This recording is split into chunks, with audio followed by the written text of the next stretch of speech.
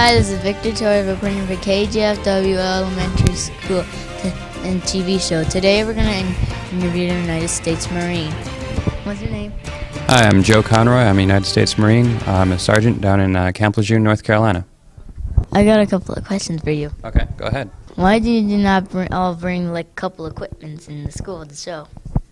I just wanted to bring a few things that I thought you guys would find interesting. I can't bring all of my stuff, obviously, because I just came up here on vacation. I had to bring other clothes, too. I just brought some stuff that I thought you guys would enjoy. What kind of experiments you had lately?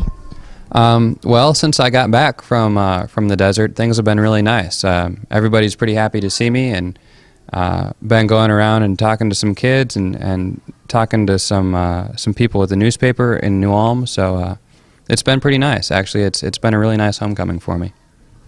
What was it like over in Iraq? It was kind of like the beach, or like a gigantic sandbox, only really, really hot. And most of the time it was pretty boring, but it did get exciting for a few weeks, kind of in the late spring. Were there any moments when you were scared? Yeah, there were quite a few actually. But it's just like going to any kind of new place, or just like any kind of fear. It kind of comes and goes pretty quick. What was your biggest memory in Iraq? I'd say my biggest memory is just hanging out with all the guys that I work with, having fun. There were a few weeks during the war where things were pretty scary, but all of us over there kind of became really good friends, became really close. I think that's probably going to be the thing I remember most, is all the good friends that I made over there. Where were you when the captured was done in the scene? I was half asleep in my living room in North Carolina, and I found out probably the same way you guys did on TV. Is there anything else you want to share? Just to close up, I want to say thanks to you guys for having me, and thanks for letting me do this interview, and keep writing and keep sending stuff to the guys over there in Iraq, because they're still over there and not having a great time, but they enjoy getting letters and cookies and anything else you guys might want to be able to send. So keep thinking of them. Thank you for everything you've done. Thank you, Victor. This is Sandy for KGFW. We're going to be interviewing Mrs. Elmer. Let's go in the office. We're here with Mrs. Elmer. What is your job at GFW? I'm the secretary for the elementary. Why do you like working at GFW? I like working at GFW here at the elementary because I love the little kids. They're a lot of fun to be in contact with every day. Do any of your kids go to GFW? They do. I have two girls, and they are both at the high school. One's in 9th grade, and one's a senior. What's it like answering the phone? Well, it depends on which day. On Mondays, usually the phone rings a whole bunch, and in the mornings, too, it rings all the time. And then it slows down in the afternoon, but we do get a lot of phone calls here. Can I try answering the phone one time? You sure can. You want to try it?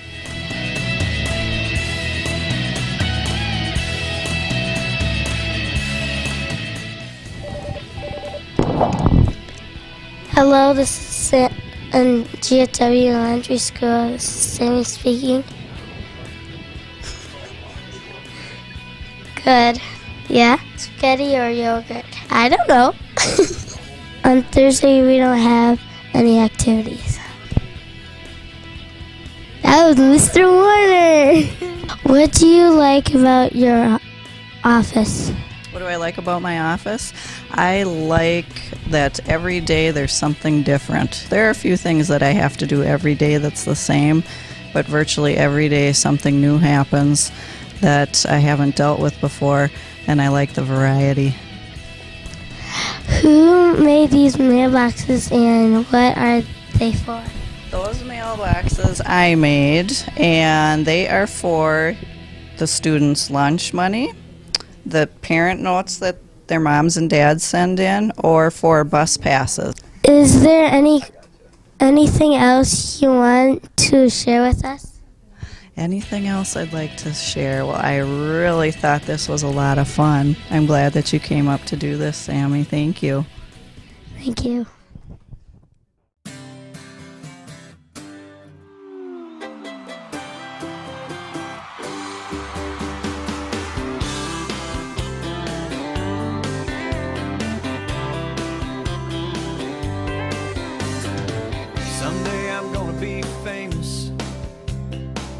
This is awesome. Goes bop bop doo bop bop bop bop doo doo doo. Are you recording this? Ah! Hey, we're recording live from Brad Paisley's dressing room, and we're just freaking out because we're just about to go live with Brad Paisley. Lexi, what do you think? I don't know. Scary, but exciting. 4, 3. Hi, this is Brady Force reporting for KGFW. Brad Paisley. How was your trip to Minnesota? Great, thank you, Brady. Well, except it's cold. I don't know how you guys handle this all winter like this. Where and when was your first performance? I was just a little younger than you. I was 8, and I sang you know what? I think I was 9. So I sang in church. I was that would have been around 4th grade probably, and I went and sang a song because I was in a choir. I played guitar for the choir that was singing that weekend, and then they had another song that they needed somebody to do, and they said, well, why don't you sing it? And I said, well, I guess I could sing it. I don't know. I don't really sing that much. And I sang the song, and it went over really well, and then I realized that maybe I should be a singer. I know you like fishing. Is that how you spend your spare time? It is. A lot of it I try to. I don't have as much spare time as I used to, but I like to fish. Do you like to fish? Yeah. That's a big sport up here in Minnesota, isn't it? I just love everything about the sport of going out there and trying to catch the big one. Who were your role models when you were growing up? Well, I had lots of them. I had a grandpa that I would credit as being a role model. He was one of my best friends and buddies, and him and my dad taught me to fish, and I wanted to be a lot like him. I big fan of a lot of music artists that some people might know. I was a fan of Vince Gill. You probably heard of him, and Steve Werner, and George Strait and George Jones and little Jimmy Dickens. I play guitar. Who taught you how to play your guitar? You do? You play guitar? My guitar, my grandpa started me out on it. I don't know if I'd credit him as having taught me how to play it, but he gave me my first guitar, and he let me hear good music, and I learned from watching people that were a lot better than me.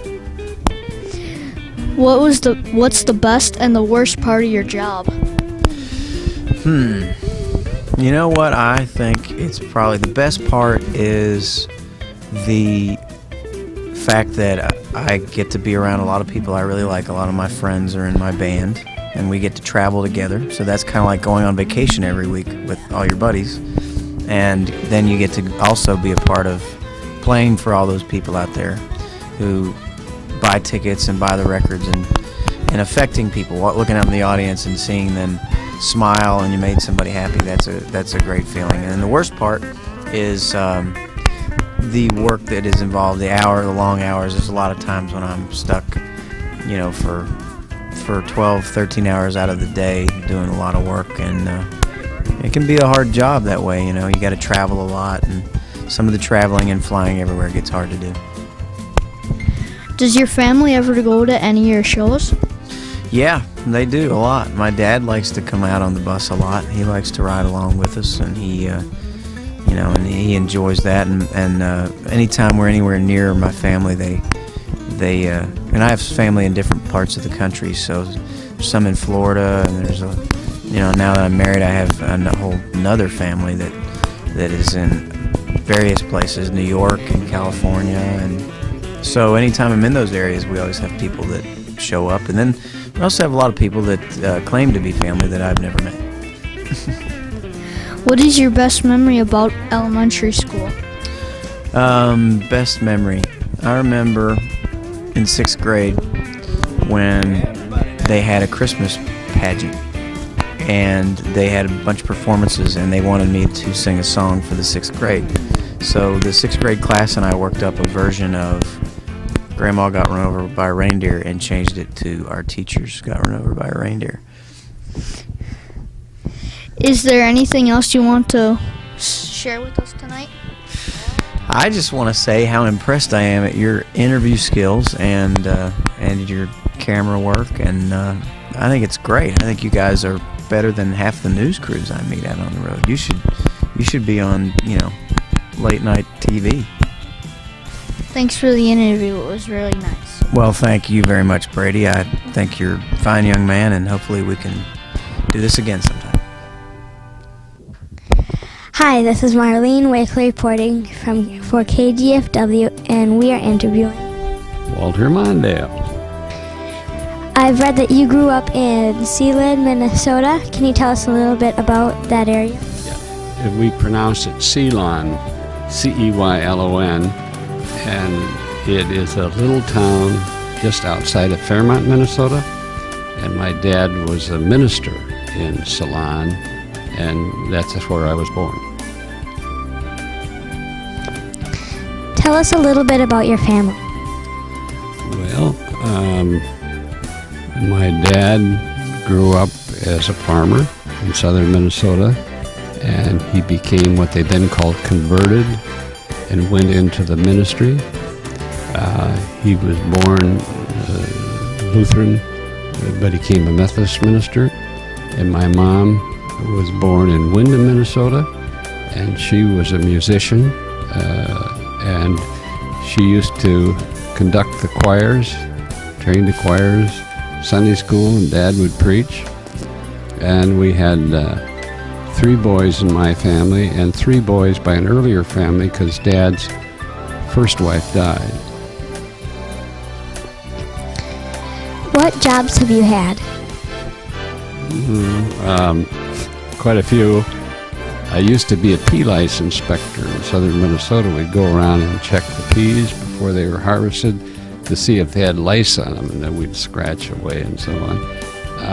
And then I worked for the canning factory, a Green Giant canning factory, all to work my way through college. And I then I went to McAllister College, and then to the University of Minnesota, and then to law school. And when I graduated, then I spent 2 years in the military, the Army, and then I went to work with a firm called Larson, Levenger, Lindquist. And then I was appointed as Attorney General of Minnesota, and then I became a United States Senator, and then I ran for president and lost, and then I became, I got elected vice president. And then I was in the White House for a while, and for 4 years, and then I became ambassador to Japan. So now I'm back here practicing law again. That's a lot. Were you always interested in politics? Yes. I don't know. I was raised believing that we have to work together to have good education, to have a safe community, that we in a good university and that sort of thing. And so, yes, I always believed in political life, public life. What inspired you to be vice president? Well, I was a senator from Minnesota, and Jimmy Carter was running for president and got nominated. And about that time, he talked to about 6 of us, I was one of them, to see if any of us were interested in running with him for vice president. And I told him that it was. And he picked me, and we ran, and we won. Did you always want to be famous? That's a very good question. I'd like to say no, that I'm not, egotistical. But I do like it when my name is mentioned, and I like it when you say hello, and I like it when you tell me that your grandfather knows all about me. That makes me feel good. I've read that you've been all over the world. What makes you proud to be an American? Well, this is, I think, the most wonderful country in the world. It's a free nation. It's a democracy. We have a system of laws and courts and public life. We have the best economy in the world. We educate our children and have good universities. So we have become the most powerful, freest, wealthiest, democratic nation in the world. And hard to do better than that. What things did he do when you were vice president? Well, I did a lot of things. I had been in the Senate, so I went back in the Congress to work on bills and so on that we were interested in. I traveled around the country giving speeches, and I traveled around the world representing America on different problems and working on issues. I went over most of Asia, most of Europe, some of Latin America, and some of Africa. So I traveled hundreds of thousands of miles doing that sort of work. What was it like working in the White House? Nice office. I was the first vice president to be housed in the White House. Before that, Humphrey from Minnesota had been vice president. And up until I was elected, the vice president had offices elsewhere, but not in the White House. So I'm right next to the president. I'm in what's called the West Wing. You may have heard about the television West Wing. And I was about 20 seconds away from the president. And I could meet with him. I met with the cabinet. I could bring in guests there and talk to them about things. I had a staff there, and it worked out very nicely. I really liked it. What things did you do when you were the ambassador in Japan? Well, we did a lot of things. Japan is a very important nation. They have very nice people over there. But they have a different culture than ours. We call ourselves Westerners. We won't go into all the things that it means, but we live like you and I know we live. The Japanese are, you might say, Asians or Easterners, and they have a different culture. It's based on Buddhism, it's based on Confucianism, it's based on Shinto, it's based on an entirely different history. They're an ancient nation. They go back thousands of years, and it looks Western. Many of them speak English and so on, but having two nations like ours with different ways of deciding, sometimes a little different idea of what we should be doing and how we do it, an ambassador tries to overcome those gaps so we can work together. It was a lot of fun. Could you tell us what an ambassador is? They call them a representative plenipotentiary. That's big old baloney, which means that you are the public representative of the President of the United States and our nation, in this case in Japan. And so whenever the United States talked to Japan, whenever we did business in Japan, it was always in the name of the ambassador, who in turn was there representing the President. So it's the person in the country that you would look to if you were Japanese, if you wanted to know something or do something with America. What kind of work do you do now? Well, I'm called senior counsel. I used to be a partner. Now I'm in a little different status, and it's kind of nice because I do sort of what I want. In other words, I've got a lecture series over at the university that I enjoy doing. I'm working on what I call a Minnesota Community Project over at the Humphrey Institute. I'm on the Mike Mansfield board. He was an old friend of mine and is now gone, but he too was the ambassador to Japan. And I do other things. I see my grandchildren. I've got a granddaughter about your age that's playing hockey, and I go there 2 or 3 nights a week to see how they're doing. And I've got a grandson who's playing basketball, and I get to see him a couple nights a week. And I've got a granddaughter about a little younger than you who's going to be one of the great actresses in the world, I think. So we got a lot of fun. What do you like to do on your time off? Oh, I like to read. I like to talk to friends. We have a family vacation every year. We go someplace. One of the places we went a few years ago, we all went to Norway so they could see what you've seen. And that's a lot of fun. I like working with students. I love seeing the next generation coming on. I like doing what I'm doing right now. This is fun, and you're doing a good job. Who were your role models when you were growing up?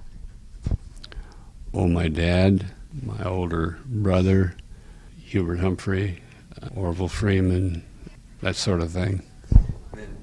Today is President's Day. What does that mean to you?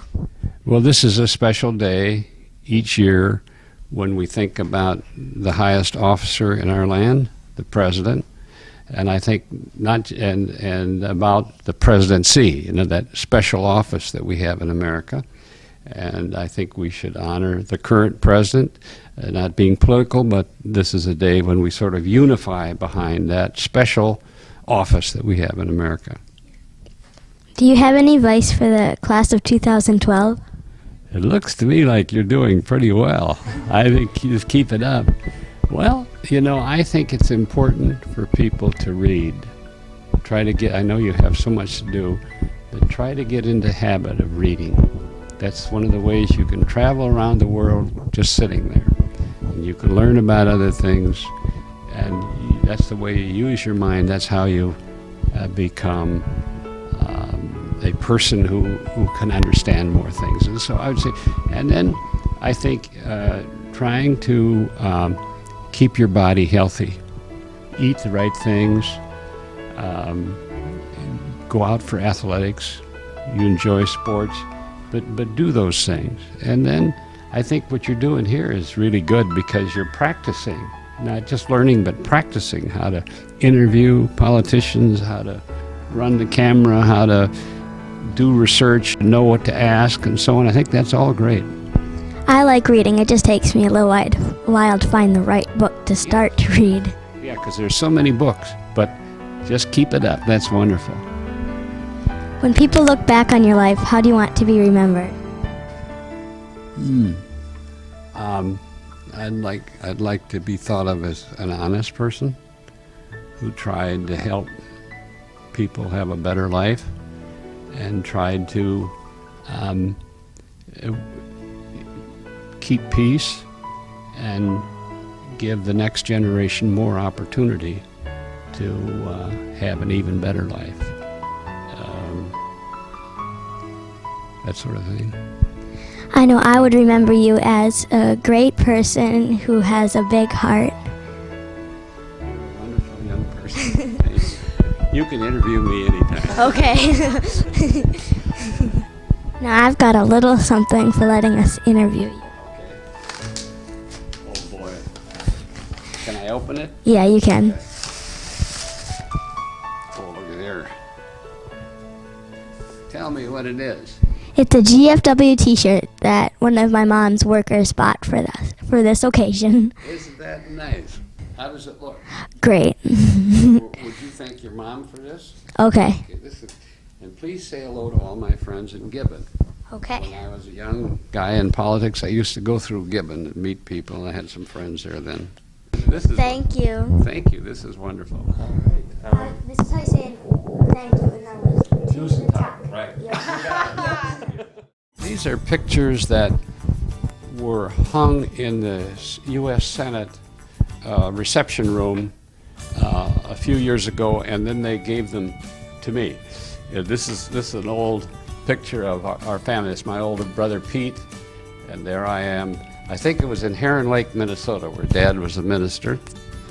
This is me as, I think, nominated for vice president 1976 at the New York Democratic Convention. Probably the first time I ever did anything like that. This was Carter and me in 1980, where we were running for, no, wait a minute. This is, if you look back here, vaguely in the back, that's U.S. Marine Corps #1 helicopter.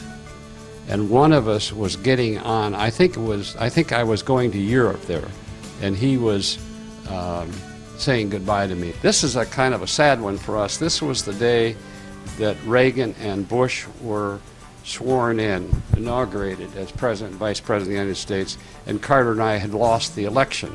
So here we are on that day. Here's Warren Berger from Minnesota, who was the Chief Justice of the United States, Brennan, all the sort of VIPs behind us. But that one's, he's from Minnesota, was from Minnesota, he's gone now. This is the freshman class that when we first went to the Senate. Here's Bobby Kennedy, Mike Mansfield, myself.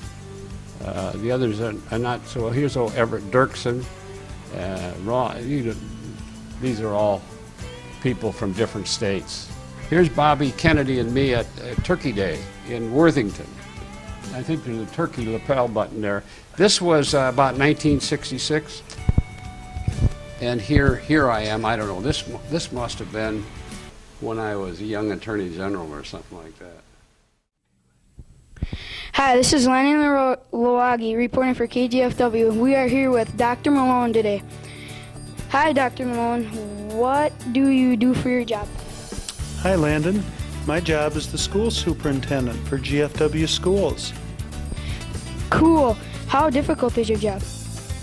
Well, it can be difficult at times, like any job, but there's good things and bad things about my job.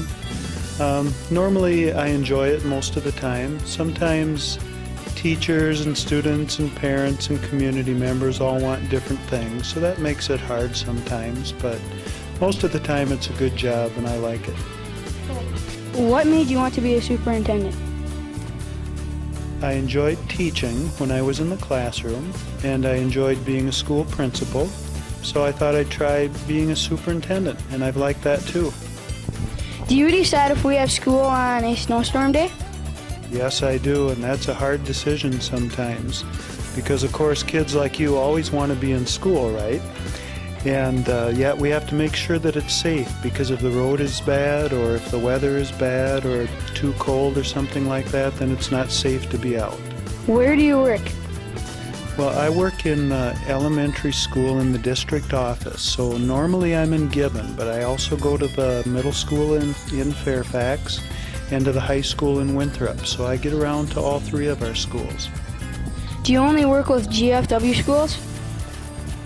Yes, only with GFW most of the time. I'm on some different boards and committees that work with other schools. For example, the Riverbend Education District has a number of different schools in it, and we all work together to provide special education services for children.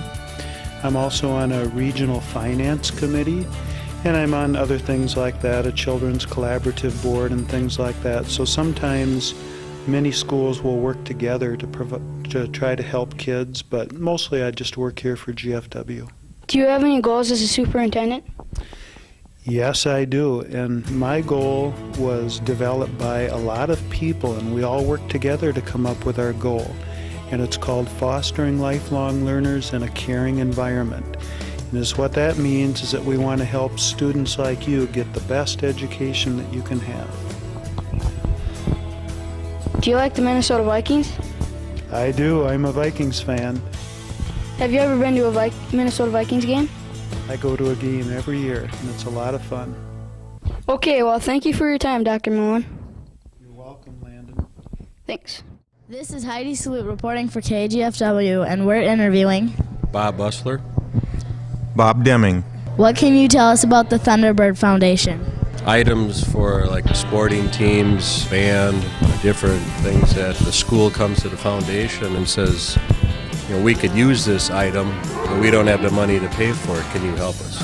Well, my understanding is the Thunderbird Foundation provides things for students that the school typically does not. They're a great organization that makes all kinds of things possible. People donate money to purchase things like equipment for KGFW. They purchase part of the piano for the middle school. Very important things that are important for kids like you to learn. The Thunderbird Foundation is a nonprofit corporation. It's a 501c3 under the IRS code. And it's what they do is they raise money, and then they use the money that they collect to buy gifts for students. For example, they've bought some of the video equipment that you're using right now. They've purchased a spectrophotometer for the high school science lab. They've bought a piano for the middle school and things like that. So their goal is to raise money and buy things that'll help students like you. What did you learn tonight? The Thunderbird Foundation makes all kinds of things possible. The Thunderbird Foundation